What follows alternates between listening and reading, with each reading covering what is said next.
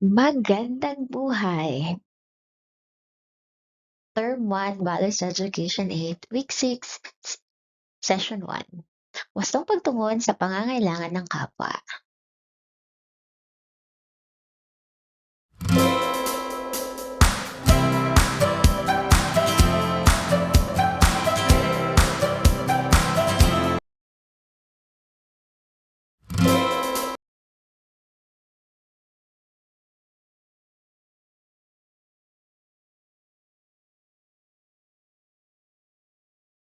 Pamprosesong tanong. Sino ang maituturing nating kapwa? Ano ang ibig sabihin ng pagmamalasakit? Bakit mahalaga ang mabuting pakikipagkapwa? Pamprosesong tanong. Ano ang napansin niyo sa kalagayan ng matanda sa larawan?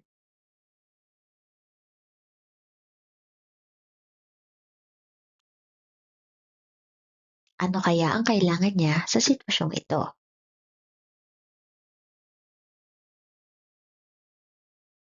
Bilang kabataan, ano ang maaari mong gawin? Wastong pagtugon sa pangangailangan ng kapwa. Ang kapwa ay tumutukoy sa mga taong nakakasalamuha natin sa araw-araw tulad ng pamilya, kaibigan, kaklase, guro, kapitbahay, at maging mga taong hindi natin kakilala.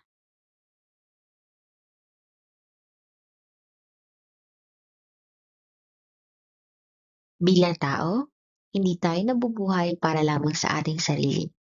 Kailangan natin ang isa't isa upang magkaroon ng maayos at makabuluhang pamumuhay.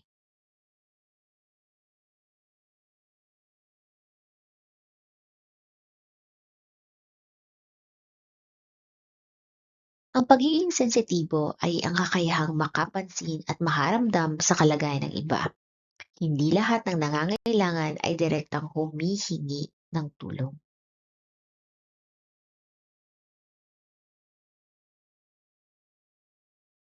May mga taong tahimik lamang ngunit kailangan pala ng kausap. May nahihirapan ngunit nahihiyang magsabi. At may nangangailangan ng suporta ngunit ayaw makaabala.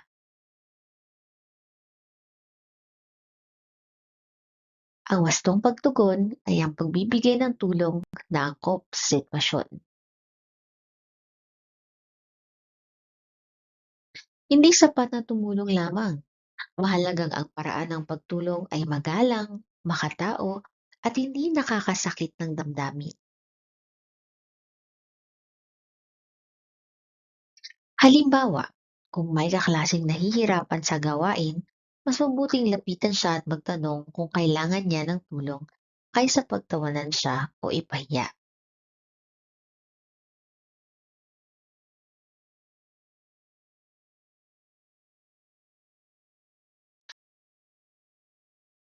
May tatlong mahalagang hakbang sa wastong pagtugon sa pangangailangan ng kapwa.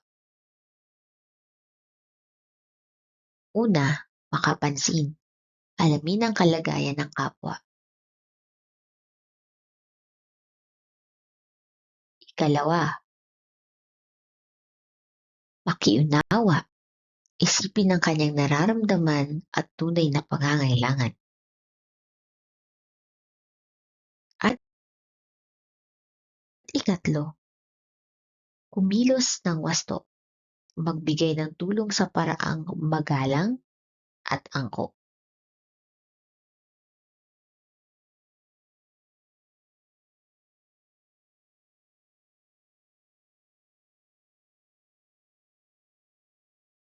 Ang pagmamalasakit ay maaaring ipakita sa simpleng paraan.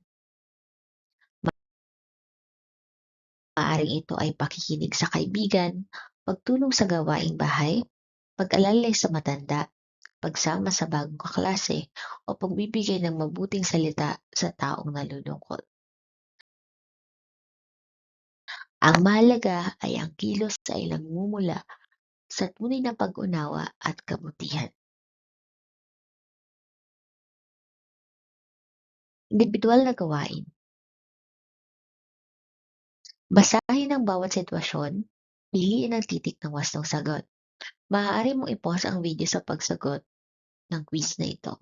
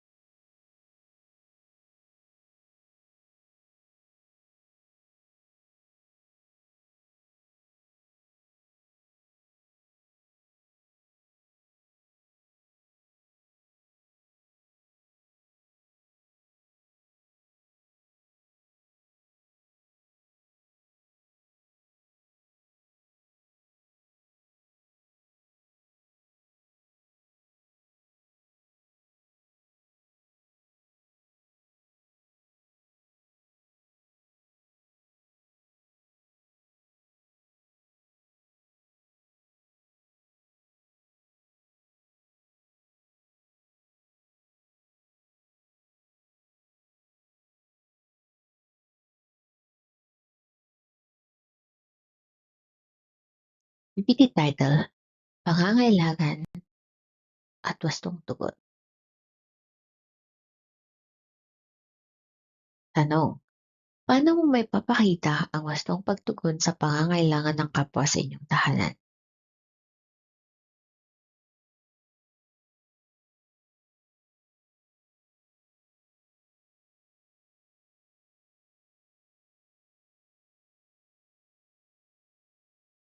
Paglalahad ng aralin. Ano ang ibig sabihin ng pagiging sensitibo sa pangangailangan ng kapwa?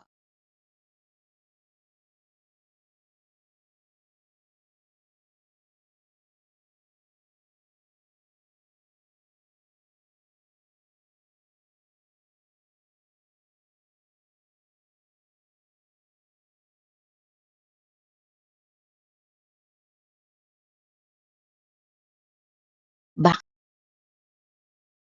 mahalagang maging wasto ang ating pagtugon sa kapwa?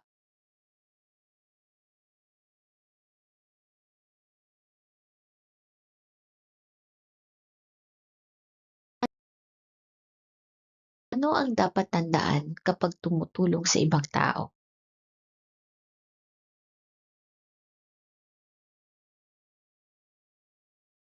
Abstraction.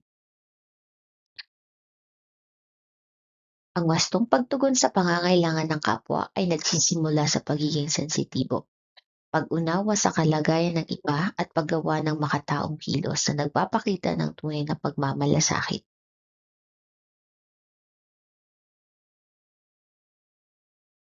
Para sa ating quiz, tukuyin ang salitang inilalarawan sa bawat bilang.